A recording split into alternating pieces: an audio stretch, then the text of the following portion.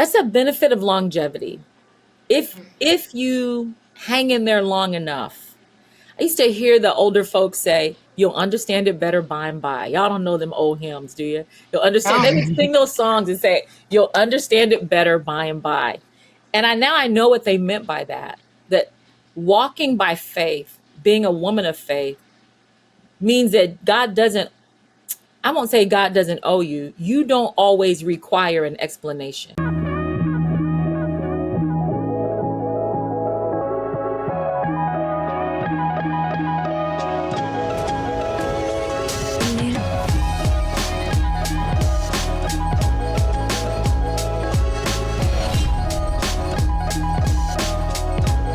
What's up, everybody? If you are a college football fan like me, if you know a college football fan that's in your life, you need to go cop this shirt. New designs dropping all the time. It's the perfect gift with the holiday season coming around. If you don't have this thing, you're missing out. Great material, great fabric. I wear it all the time. Go get yours today. Welcome back to another episode of It Girls, where we share the stories of winning women. And today I am so pumped because we have someone really, really special on the show today. We have Dr. Pam Ross, correct?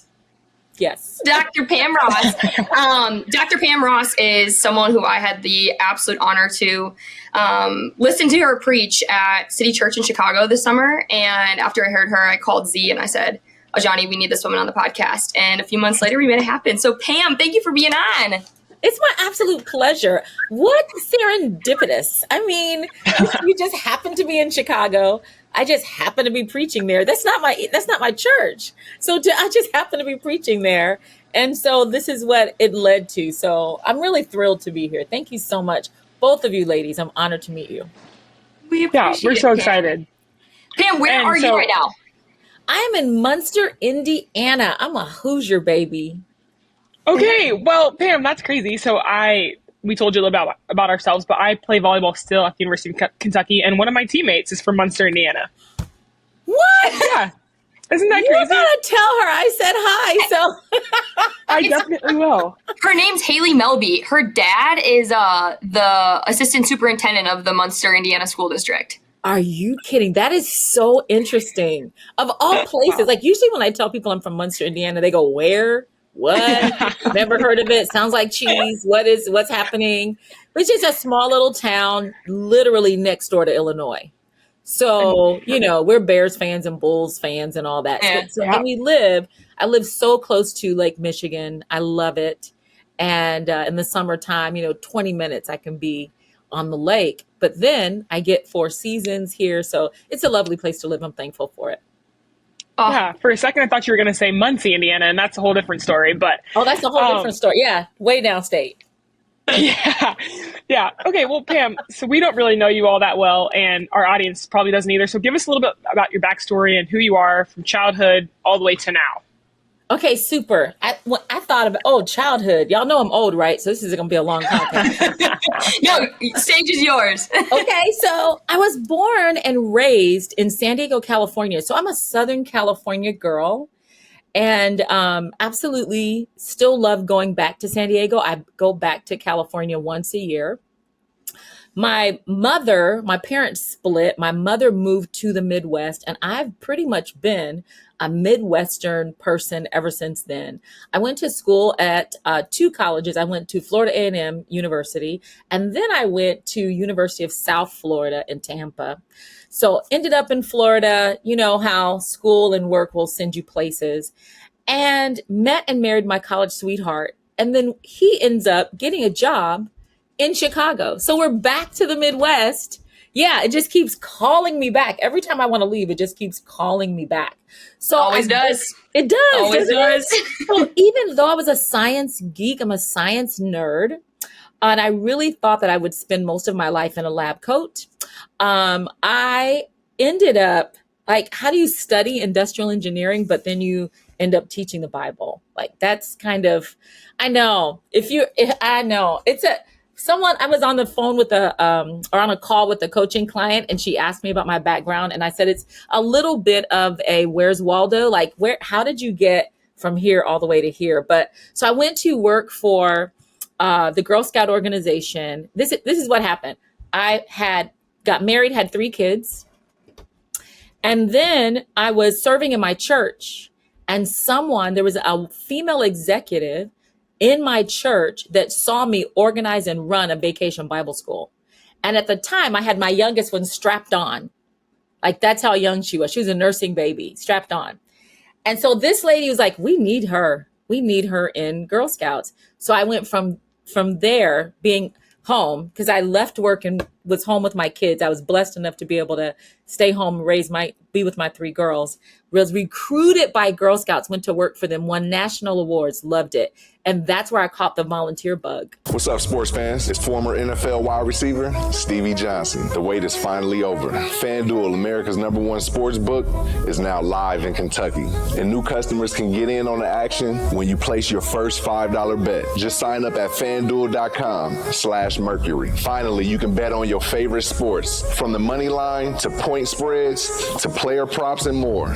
This means you'll be able to place all kinds of bets, even live bets. Say you just have a feeling your favorite wide receiver in college football is going to get loose in the final minutes. Go ahead and live bet for him to score on the next drive. I promise you won't regret it. So start betting now on the app that's safe, secure, and super easy to use. Visit FanDuel.com/Mercury and make every moment more.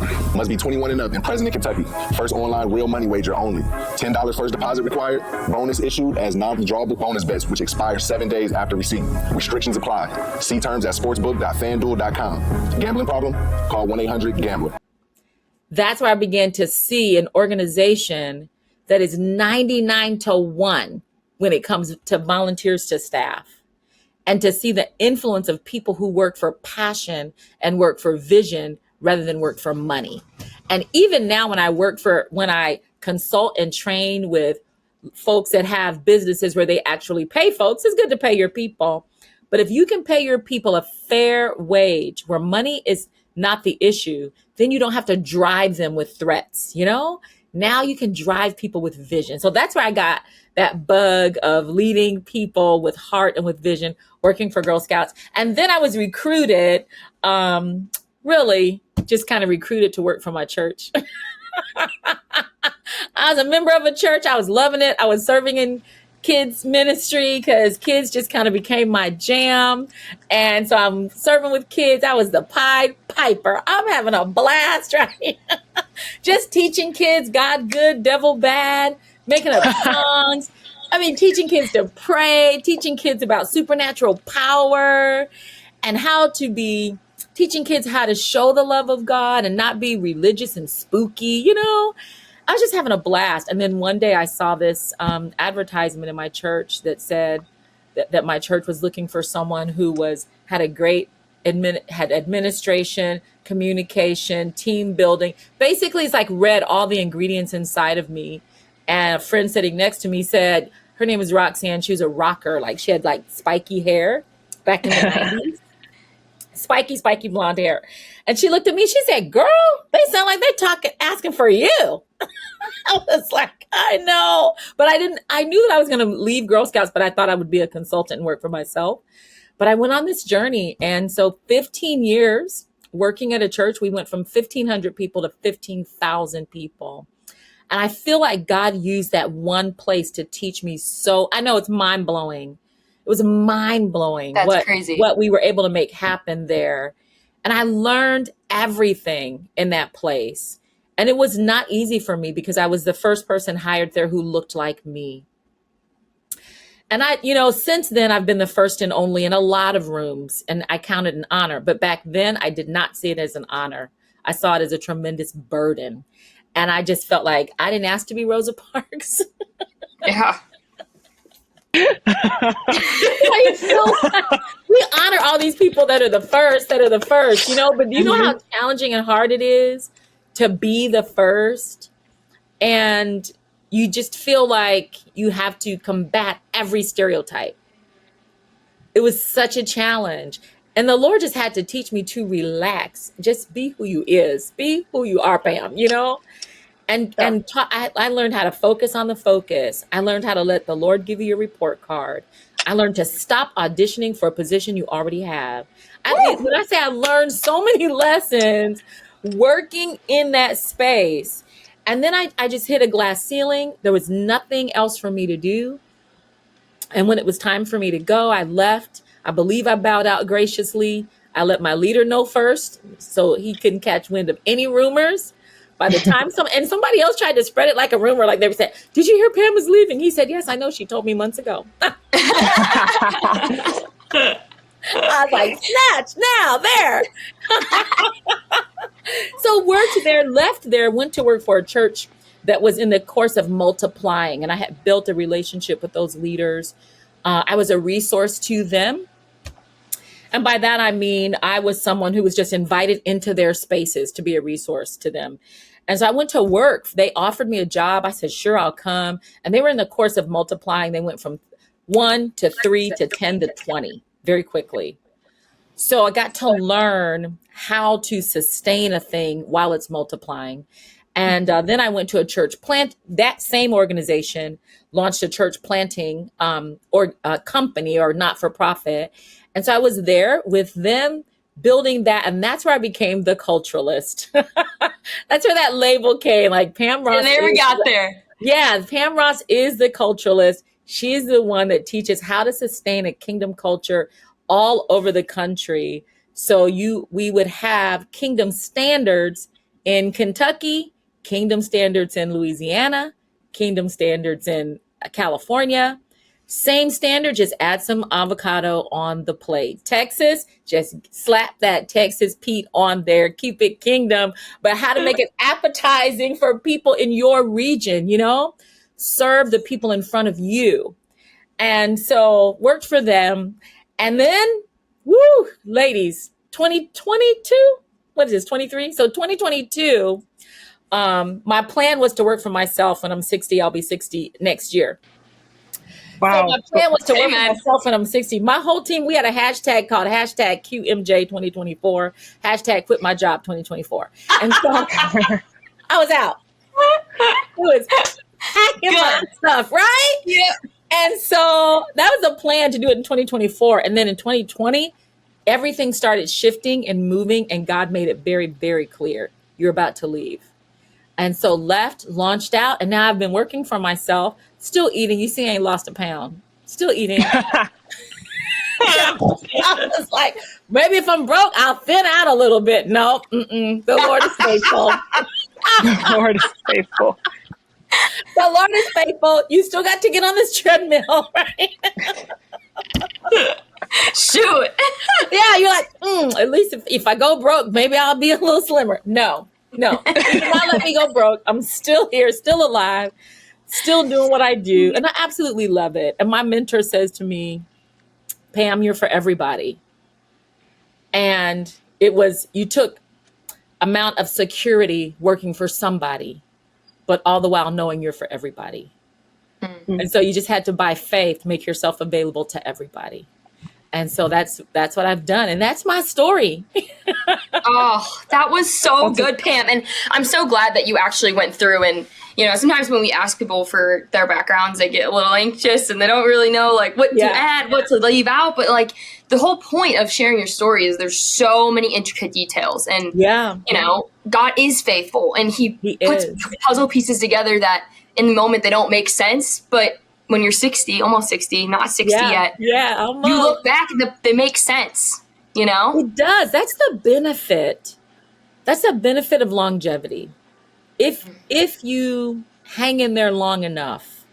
I used to hear the older folks say, you'll understand it better by and by. Y'all don't know them old hymns, do you? You'll understand. They would sing those songs and say, you'll understand it better by and by. And I know what they meant by that walking by faith, being a woman of faith, means that I won't say God doesn't owe you. You don't always require an explanation. You just have to follow. And then when you your story will be the explanation. And if you follow him long enough, not only will it be the explanation for you, it'll be the inspiration for somebody else to follow. So yeah, it so took some turns I would have never expected, but yeah. Pam, I want to talk about one part in particular that you shared at City Church, Yeah, Chicago, yeah. right? That's what it's called. So Ken is the pastor at City Church, Yeah. and he shared that he hired you, correct? He did. At your first church, or the first church you worked at, I'm pretty sure. And something you said that I wrote down and I told Z that first phone call is you said that it takes a lot of courage to hire someone that doesn't look like you, because if they don't look like you and you're better than them, people may follow that person rather than yourself.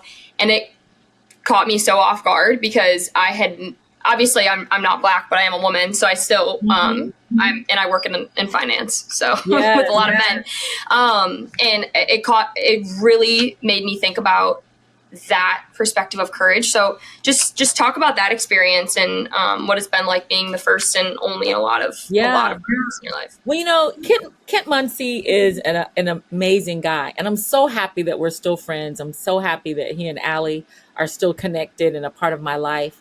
And I was 37, and I think Kent was probably 24 or 22, somewhere in there. And he was fresh out of Bible college and had a tremendous amount of responsibility. And so when I was in my church and my friend Roxanne said, "Girl, they sound like they're talking about you, right?" I said, "These people aren't going to hire me," because at the time, the church was very diverse, but the staff was not. And so I made some assumptions based on what I saw. And so I think somebody, either Roxanne or my husband, convinced me, "Just give him your resume." I said, "Sure." Gave him my resume. And the very next day, gave him my resume on a Saturday. I was there for rehearsal for something with my kids. And the very next day, I was in church, attending church in the balcony, and someone came and found me. Not a phone call, not an email. Yeah. And came and said, "Hey, can you come in tomorrow for an interview?" I was like, "Lady, I'm trying to worship God. What are you doing?" I'm like, "What?" Yeah. She's like, "Can you come in tomorrow for an interview?" Now looking back, it should have been, wow, these people are excited to meet me. That's what it should have indicated. But to me, I was just like, what is going on here? So when I get there to the interview, the setup, every sign from my perspective was no, no, no. So I get there, I'm in my Girl Scout uniform because I fully do not expect them to give me a job. And I had a training that night. I'm not changing clothes for these people. They're not hiring me anyway. And so that was my perspective. I get there. Kent says to me, "I lost your resume." I said, "No problem." Because what am I thinking? You keep the resume of the people you want to hire. So I'm like, no problem. So I said to him, "It's just nice meeting you. Tell me about yourself." So he starts talking. We end up having a conversation just like this. Yeah. He said, "Tell me about yourself. Why do you love working at Scouts? Tell me about your children." I mean, we're just having a blast. So then I'm telling him about the work that I do for Girl Scouts, training volunteers, building teams, developing leaders. And I said, "Well, it's been great meeting you." 15 minutes. That's as long as it was. I said, "It's been great meeting you." And I stood up to go. I went to shake his hand, and he said, "Well, let's see if we can get you back to make an offer." I was just like, make an offer? We hadn't even talked about the position. Oh my gosh. We had talked about, Right. this office manager thing and what would it be. I'm like, man, I'm a whole executive. I'm won national awards. I'm trying to manage your office for you. I'm just here to obey God. I'm not trying to manage anybody's office. Right? I'm just trying to obey God. God told me to submit the resume.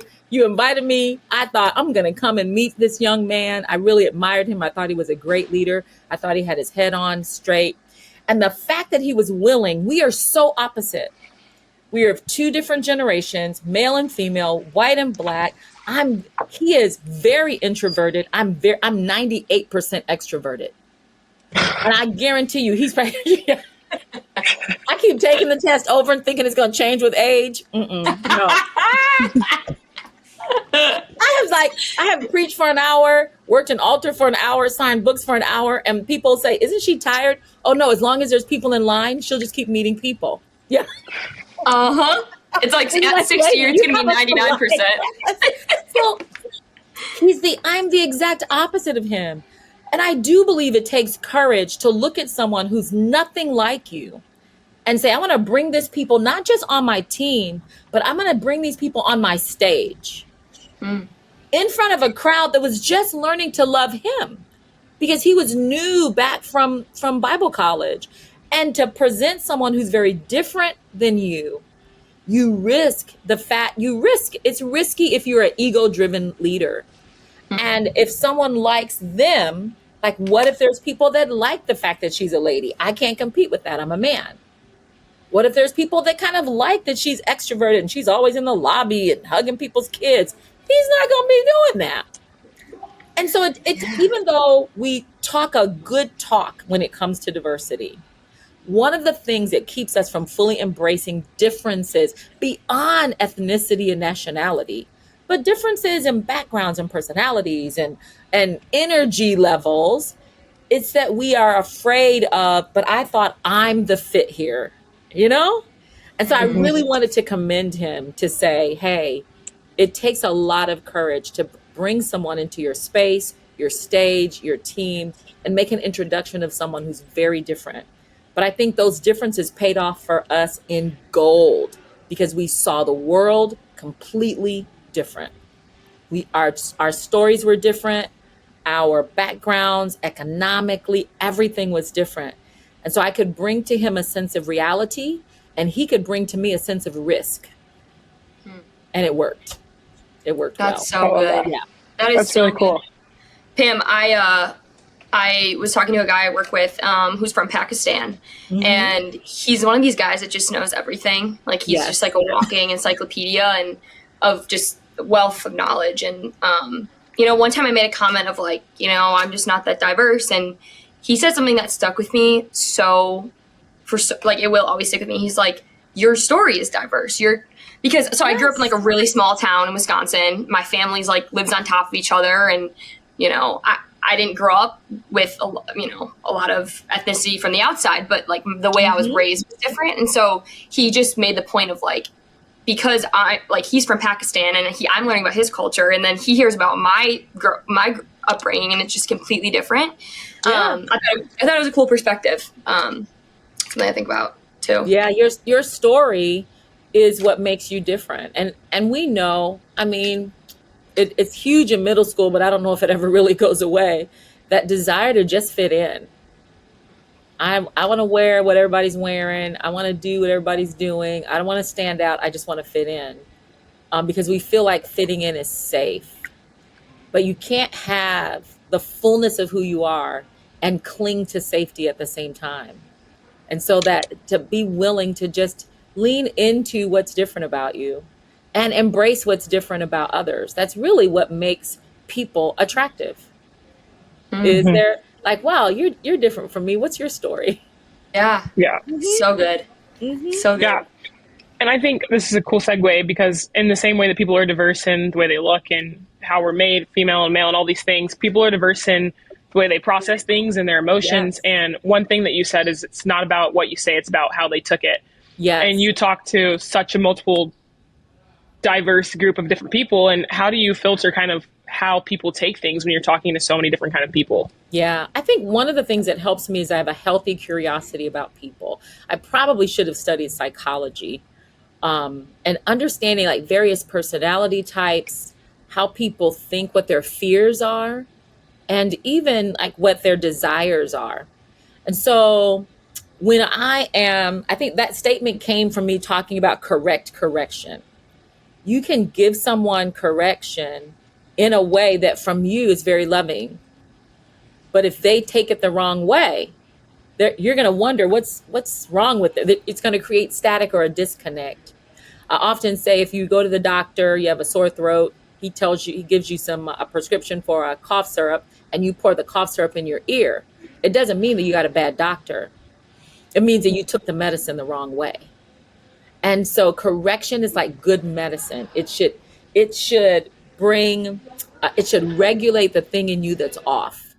So if you've got a leader and if you are a leader and you're giving someone correction and they're taking it wrong, you got to discuss, why did they hear me wrong? Why did they not take that the right way? It could be how you said it, but most of the time it's what they heard. It's how they took it.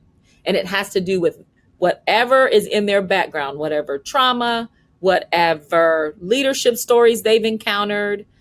We've all met people that don't trust us because of something somebody else did. That's what I mean by it's not always what you say, it's how they take it.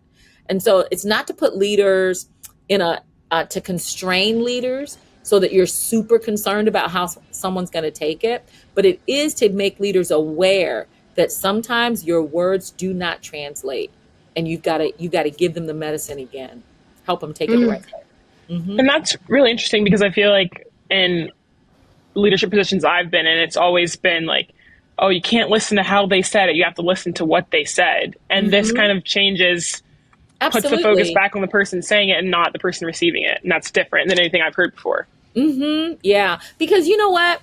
If, let's say you have a sensitivity to anger. Maybe you grew up with an angry parent. Maybe you had some angry coaches in your sporting career. And you just like, I've had it with that. I don't want to deal with that. And then you come to work with me. We're teamed up. We're going to do something. And I'm so angry. If I know that about you, then, and if my real motive is to bring a healthy correction to you, it's not about, I got to let Z know how I feel. Or is it really about, hey, she's doing this. I need her to shift and do that. What is the best way for me to communicate this so that she can take it and she can get the correction she needs? So it's about you. It's about the team. It's about our goals that we're accomplishing. And I recognize it's an individualistic way of leading, but it works if you can work it. Absolutely. Absolutely, mm-hmm. Pam. There was one year where our volleyball team was really struggling to communicate, just point blank period. We couldn't figure out how one person was speaking and the other was perceiving it. So it's a tough conversation, but we sat in a circle and everyone went around and they just verbalized, I don't take yelling well, or I take yelling well, or I want to be held accountable, or I don't, or so on and so forth. Mm-hmm. And you know, it was a tough conversation. And like, sometimes it was like, all right, she wants to hear it this way or this way, trying to figure it out. But, you know, it does help. It can go a really long way if you invest in it as well. And then also when you communicate, if you're the person sending the information, you're the leader that feels like I gotta holler, then your people need to know what your motive is for hollering. To say, listen, when I say this, I'm not trying to beat you down. I'm trying to rev you up. So when you hear it, then they're maturing enough to say, she's trying to rev us up. And and here's the real key. No one's trying to control the other person. I'm not trying to set you to my dial to say, I know you want to say it this way, but say it that way, because that's how I take it. We're not trying to change our leaders. We're trying to understand them. Does that make sense? Yeah. Yeah. Mm-hmm. Yeah, hits home for me and Z, I think. Yeah. we were always the rev it up kind of leaders, so we maybe could have verbalized that better at times.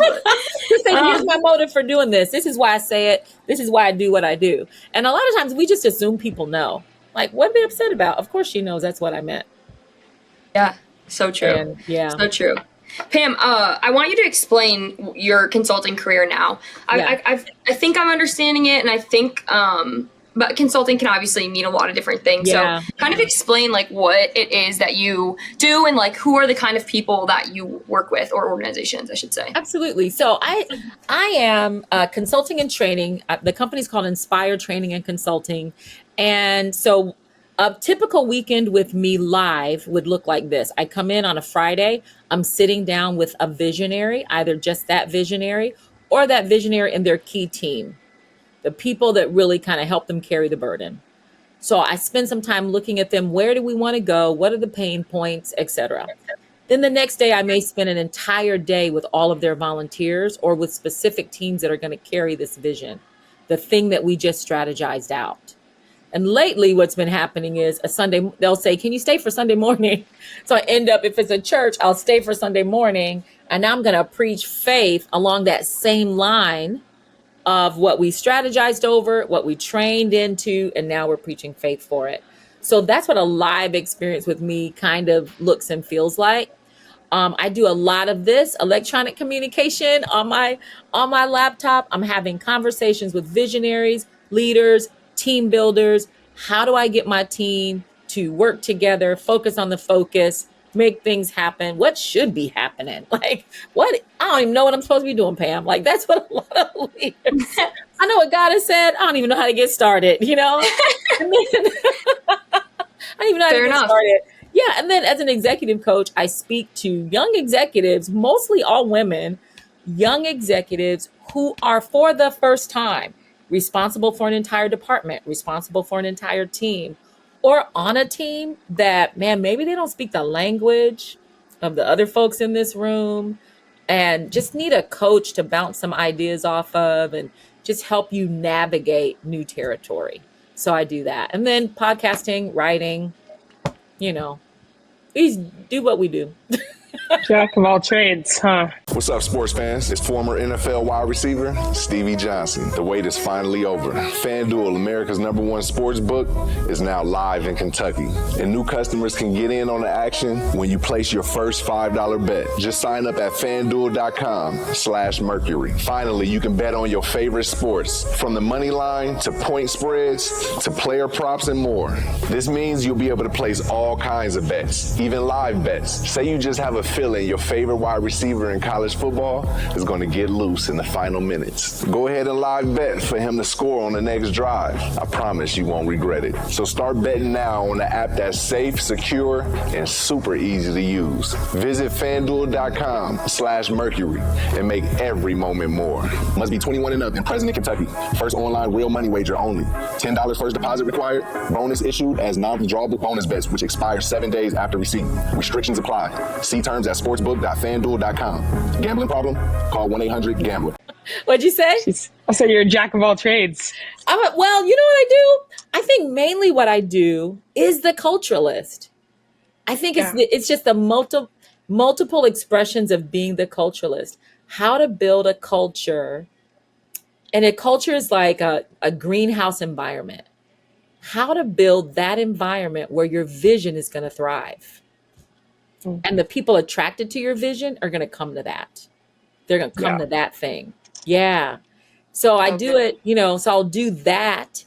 And even the personal development piece is bringing people up to the vision. So I think it's mainly culture, but it's manifested in various ways. Yeah. I love that greenhouse analogy. That's really good. Yeah. That the thing that you have has to grow in a particular environment. And if this is a lot of times I'll ask specifically executive teams, if this is what you're called to be or called to do, this is what you're called to do, then who do you have to be? And even your team, if this is what we're trying to do, then what do we have to be? And then how can we develop that in our people so they get the benefit of coming to attach to your vision? Because I came to help you, I learned to be patient. I learned to be strong. I learned to be strategic. I learned to organize. I learned to communicate. I never would have had to be a public speaker if I hadn't come and connected to this organization, So people get the benefit of walking with you. I love to think about when Jesus told Peter, "Follow me and I'll make you a fisher of men." And I ask leaders, who's being made? And what are they being made into? Yeah, I love that. Mm-hmm. Yeah. And he has sorry. I was going to tell her about your hat. No, go ahead. Oh, she has a hat that says "Fishers of Men" that she wears all the time. Oh, I love it. Isn't that good? That's a cool hat. Yeah, it's like a Bass Pro Shop hat, so it looks like it could be Bass Pro Shop, but it doesn't say Bass Pro Shop. Obviously, it's a really cool hat. Yeah. Well, so I'm interested in just kind of figuring out, like, you obviously are a woman of faith and you believe in all these things, but you work in sometimes these secular arenas where there are not people that believe the same thing as you, and they're not driven by faith and driven by these things. What is the balance, or is there a balance for you? And I'm sharing with these people the truth and what I believe, and I'm also trying to encourage them in a way that's not what they believe also. Yeah.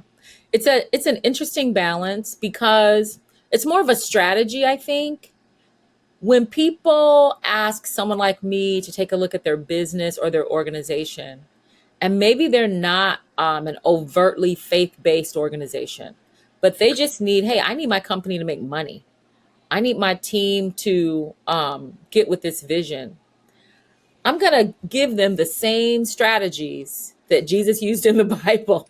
I'm going to give them the same strategies that I would if they were faith-based, but maybe I'm not going to give them scripture. I want to find the thing that's important to them. What is it that they need? How are they trying to get it? And then help those people. One of the things I often tell the Lord, my ideal life, and I have a whole little list of things, very simple, but one of them is I just want to honestly serve my clients. And so if your desire is, hey, I need to raise my bottom line, let's look at why you're not making money. Let's look at how you can and who do you need. But when it comes to things like, we're not going to cut corners, we're not going to lie, we're not going to mistreat people, we don't have to use unrighteous means in order to get what you want. So I'm not going to ever coach anybody that way. Even if I have an executive coach or an executive coaching client, and they're trying to navigate through maybe some politics and, work can be a little messy. I'm never going to tell them how to manipulate, but I will tell them, hey, if you're going to go in and make this presentation, if these people value youth and beauty, look great. Amen. Oh, that's not manipulation. That's getting their attention, right? Right. I am going to tell them, hey, if this guy is a family man, learn the name of his wife and children. Hey, if these guys are playing golf, get you a bag, show up on the greens, right? So I'm not going to, so I'm never going to tell you to lie, manipulate, but we do know how to be savvy. And so I'm going to give them advice, counsel. They're going to get the benefit of my experience, where I've been and what I've done and what I know. But I am absolutely, they know, because people know who I am and what I believe before I get there. And of course, like if I'm speaking at a school or something like that, I can't use necessarily Bible stories or scripture, if those are the parameters, then I'm going to use quotes and stories from Christians, because honestly, the Bible is for believers. But your story is for unbelievers. What the Bible has done to you is for unbelievers. And that's what's going to lead them to the Bible. So I would use this story of believers who've done amazing things, and maybe even people that are generally respected in their arena. I'll use their quotes, find that common ground first, and then build from there. Absolutely. That's good, Pam. Z, good question too. Yeah, it is. Just having your Christian principles while you navigate the world. But, Christian principles are given to you to navigate the world. Mm-hmm. Totally. That's what you need. Yeah. Yeah. Mm-hmm. Yeah, and I think it's nearly impossible to separate the two once you are a Christian and once you have decided that Jesus is your Lord and Savior. It's really hard to not see life through a lens of Jesus.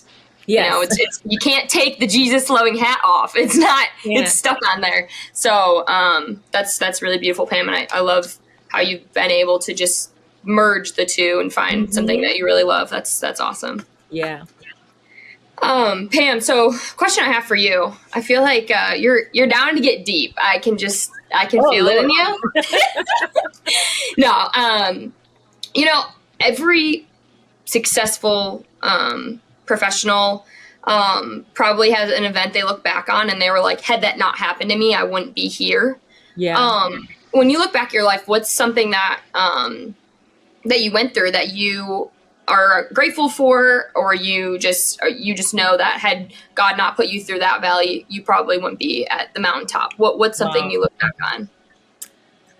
Whew, that is a good question. It's a deep question. And I know. I'm sorry, man. No, that's fine. That's good. It makes the conversation richer. I think for me, wow. There's a couple of things. Take it how you want, girl. One of them is I went through a divorce, which was extremely painful.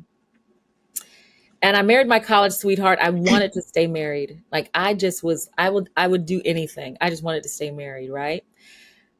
And so in my prayer, the Lord had given me to fast. So I said, all right, I'm gonna fast a day. Then ended up fasting 7, and then 21, and then 40. Oh, I'm not kidding. Yeah. No. And Had you fasted before? Yes, I had not. Okay. I had only fasted like maybe a day, maybe a half day. Okay. But in the fight for this marriage, I developed this fasting gut, like this fasting heart. And I mean, I have a love affair with food. I'm single now. Food is my boyfriend. Popcorn is my boyfriend, right? So absolutely. Popcorn is my boyfriend. And so I look back on that and I learned to deny my flesh. I learned to cry out to God. I learned to hear his voice. I learned to submit to his will through the darkest heartache that I didn't think I deserved, you know? And I just felt like, but God, I work for, and then think about it, I'm working at a mega church. And the position that I was in was very public. So if you're in a public position, everything you go through is public.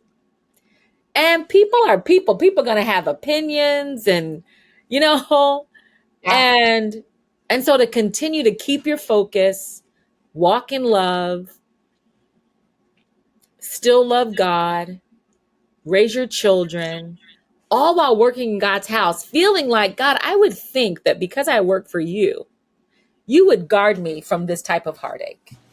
No, seriously, we have our expectations. Right. So Right, I felt like I had a little picket sign. Oh yeah, I had a little picket sign that said Jehovah unfair to workers, you know. You weren't doing me right. Oh my gosh. I was upset with him. Like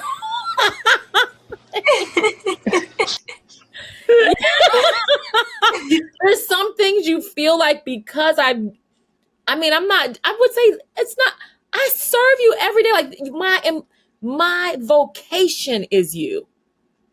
How am I walking through this? But many times it's not we don't get out of something because we serve the Lord. Honey, sometimes you get into stuff because you serve the Lord. But I learned so much. I just learned so much during that time. And whenever I feel like I'm too weak, you know, and we all do, you have those days where you feel like, I can't do this. You know, you feel like you're too weak. I remember the strength of those days. I remember getting up and getting showered and getting dressed and show up and do right because it's right. You know, serve, do your job, get your reports in, do right because it's right. And that work ethic has served me when I was no longer at that place and maybe was with other people that weren't doing what I thought they should do. But I just felt like don't cheat your boss, work the whole time you're at work. Stay out of mess, do what you're here to do, be a blessing. You're blessed to be a blessing. Like all those things, but I think those things were planted deeply in me during that valley season. Yeah.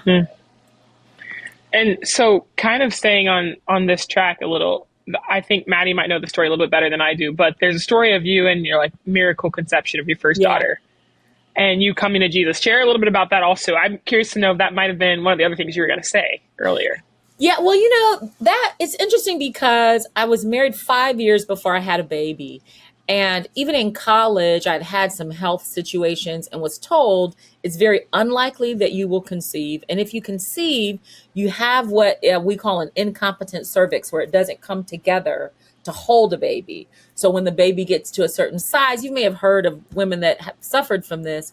The baby gets to a certain size, you have to go to bed rest or you'll miscarry and all of that. So yeah, so because you just can't hold. So we were not saved. I got married. I got saved after I got married. So we were high school, college kids, got married and got married at 23.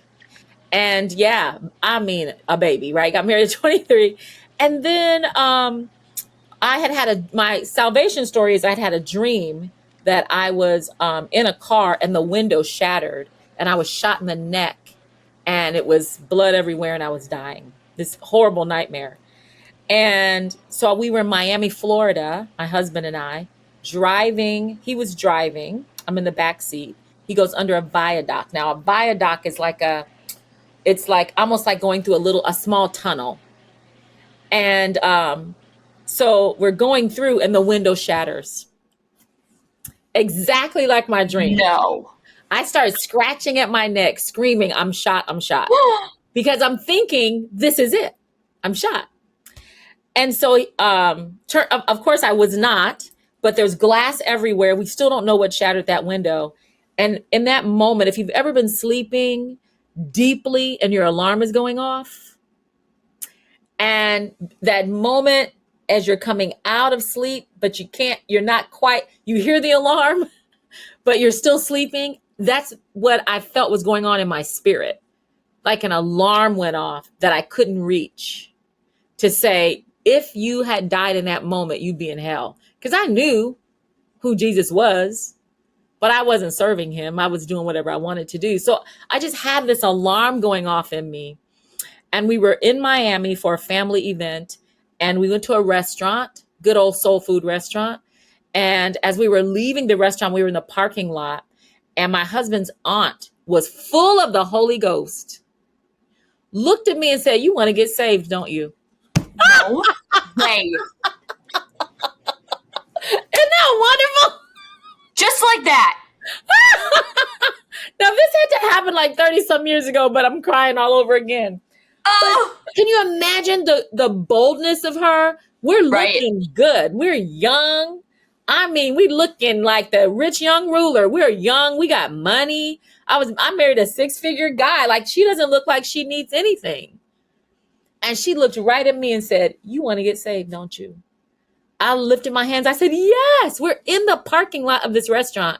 It's Father's Day, Miami, Florida. It's like 300 degrees outside. This lady got ready. She prayed for me, laid hands on me. Out I went. I just went out under the Holy Ghost. Then she began to say, and this thing going on with your reproductive system, the Lord says, I'm healing you right now. Isn't that crazy? Chills. So the Lord healed me. I really do believe the Lord healed me to be able to conceive. So we conceived after that and I miscarried and I was so disappointed, but my faith, I still held on to that word. God, you said you healed me. We're going to keep trying. Tried again, got pregnant again, had no problems whatsoever. And so that baby is 30 years old now. Holy Man. man. Her Imani, which means faith. And that's how the Lord swooped me into his kingdom. And I'm so thankful. So thankful. Yeah. Amen. Yeah. He didn't want you to, the Lord did not want you to have a slow entrance. He wanted you to have a wild entrance. Yes. And Microwave. it's interesting because I would have thought, as a believer, I would have thought that nightmare was from the devil. It was from the Lord. Right. It had to be. Yeah. And then that thing happening with the window, I was like, oh no, life is too, I think it just gave me a reminder that life is quick. And so I just knew I've got to and it wasn't a matter of I need to get saved so I won't go to hell. It was what am I doing? You know, it was not okay, now I got fire insurance, as they say. Now if the bullet does come through my neck, I'll be in heaven. No, it was more of my God, life could be over at any moment. What have you done? You're not doing anything. You just live it, what are you doing? Right. Yeah. Well, and then Pam, what's such a blessing too is that you came to know Jesus before you had your girls too. Yes. So that you could raise them in faith in the church. Yes. Wow. I didn't even want to raise no children without the Lord. I couldn't even imagine. Whew. Seriously. Yeah. Okay, so tell us about motherhood now. I think that you just light up when you talk about your girls. So tell us about a lot of the professionals we have on here are mothers, but they Yeah. also are professionals. And so trying to juggle the two, and the scale can never be perfect. So No. what did that look like for you? It looked so much fun. My children, any working mom guilt I had, my children have helped me get over it. Because when you work in the not-for-profit world, you work some weekends, you work some nights, And so, but my children were always blessed. When I worked for Girl Scouts, they could come along with me. They were scouts. They could get all the benefits and fun of mom working there. When I worked for my church, which was the longer stint, like 15 years, I would bring my kids with me. They actually learned a lot of their leadership, a lot of their courage, by serving in the church. And even discovering their own place where they want to, hey, they're interested in this or interested in that.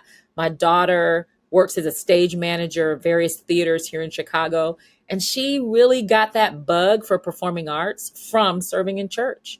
It was a performing arts church. She ended up being the props manager. I mean, in high school, telling grownups.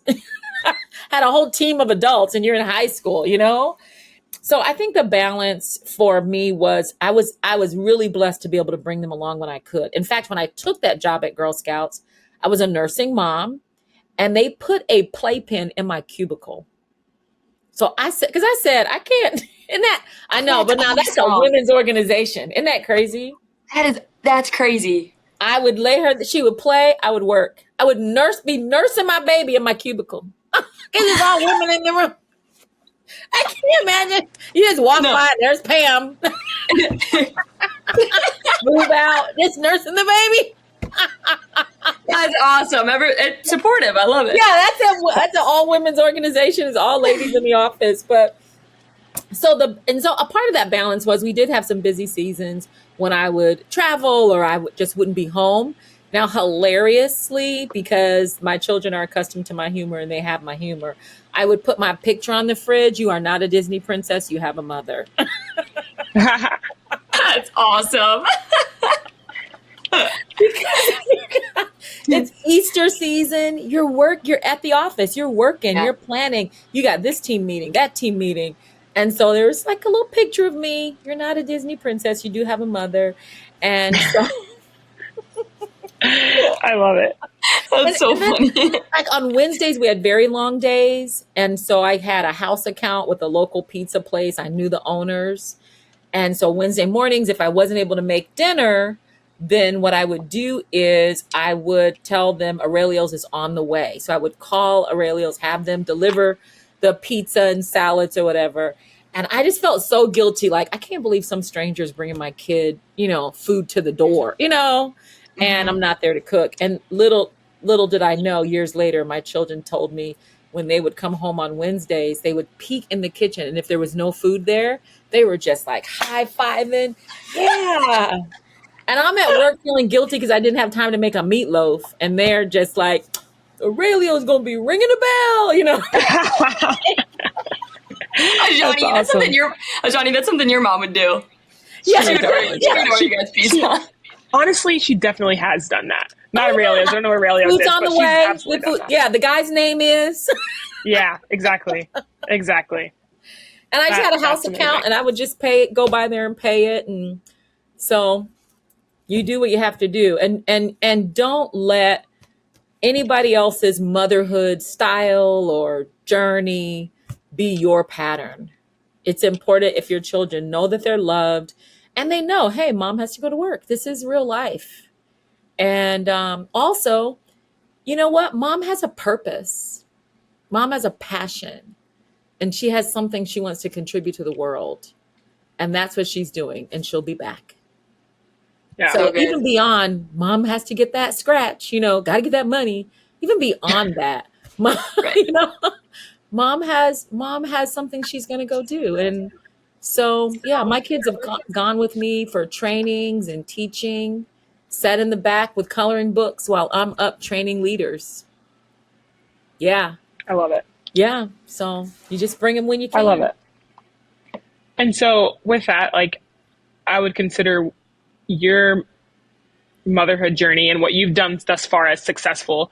And something in your bio on your website says that you're helping leaders redefine what success means. Yeah. And specialize in helping them understand success. So what does success mean to you, and how has that kind of been redefined in your own life over the last 59 years? Yeah. Black doesn't crack, by the way. You look great. Well, thank you so much. I'm so excited about being 60. I'm telling you, I'm going to have such a great decade.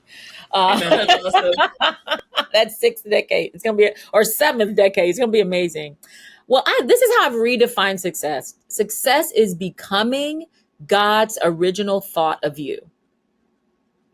So many times, depending on where you are around the world, success for a lot of times for women, they'll say success is getting married or having children. For men, it's about cars, money, houses, all of those things.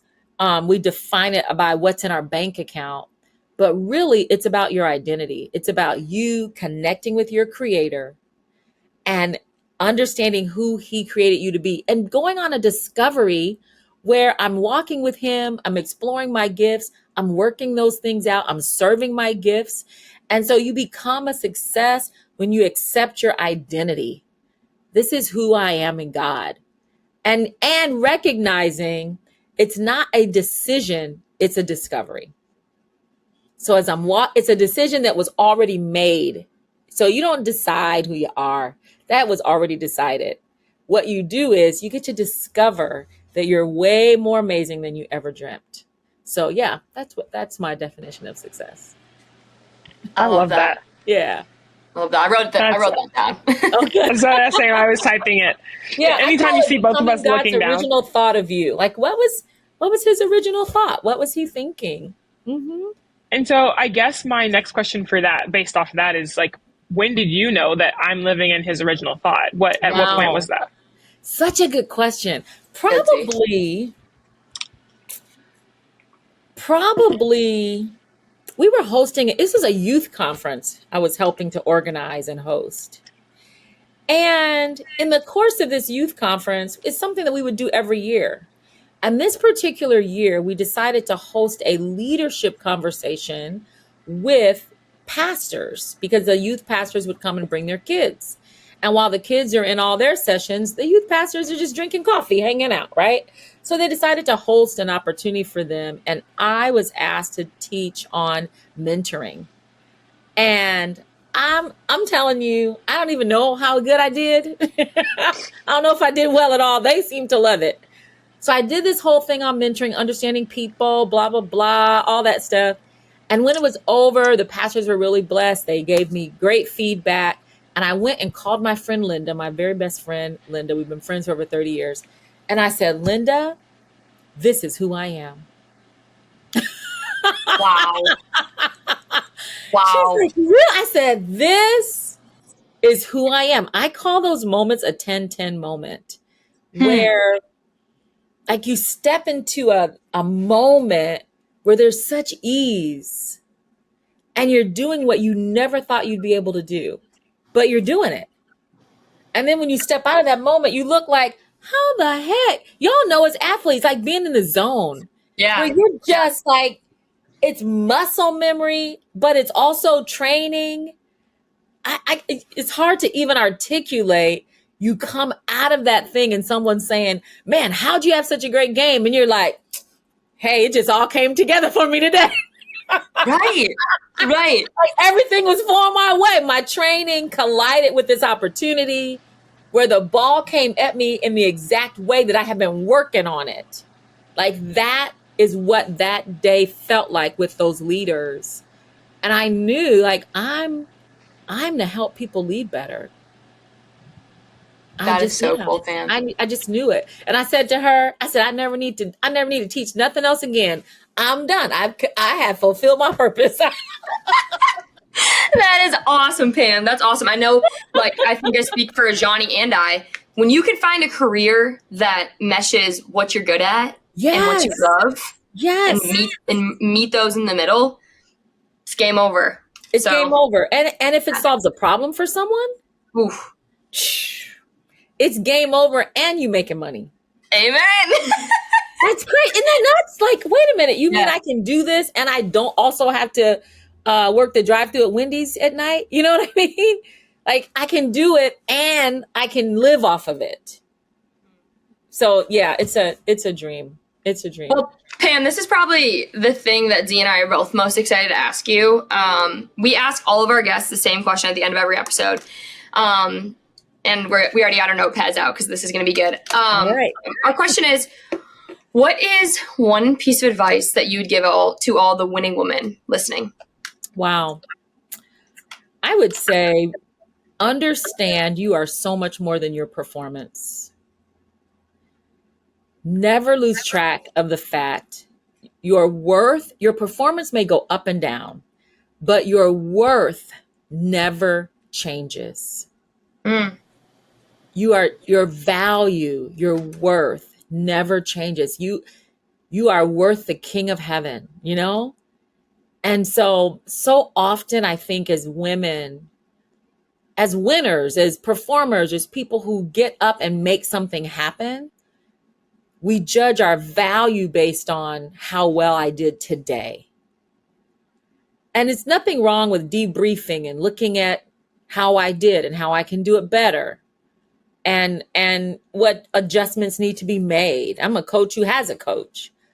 But at the same time, I've wrestled with this thing so much because if you're made for people, your desire is to try to get people to love you. And the Lord had to just break that. Like, that's not your job.